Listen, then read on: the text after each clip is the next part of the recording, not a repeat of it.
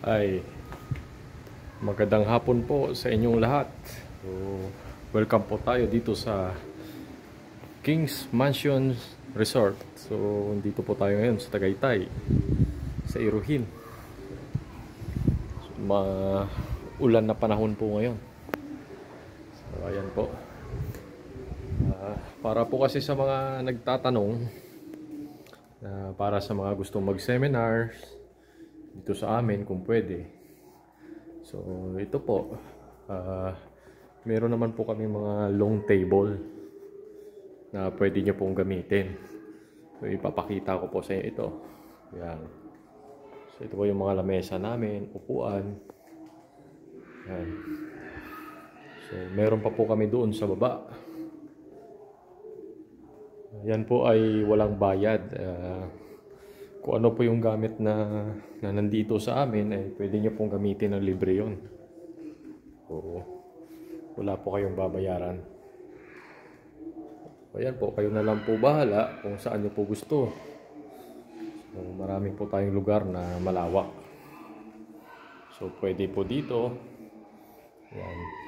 Dito may kasama siyang karaoke, microphone. Ayan, kung gusto nyo pong gamitin. Yan po mga tables and chair, wala pong bayad yan. So kasama na po yan sa babayaran nyo. So yun po, sa baba meron pa kaming long table, saka yan mga silya. So kung kukulangin man siguro, edi provide po namin. Yan, may kitchen na rin po kayo rito. Ayan. Ito may rep na rin po kayo.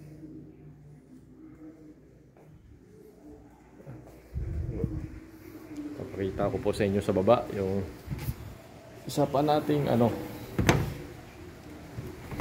mga lamesa dito sa pool. So pwede naman po pagsama-samahin to sakali kung gusto nyo dagdagan natin kung kulang po talaga.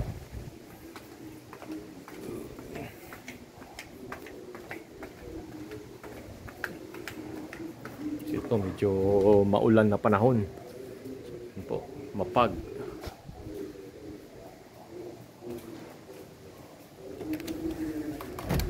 So nandito po kami ngayon para mag-ready dahil lalapit na rin po ang mga guests natin na nakabook para sa Christmas. So ayan. So ito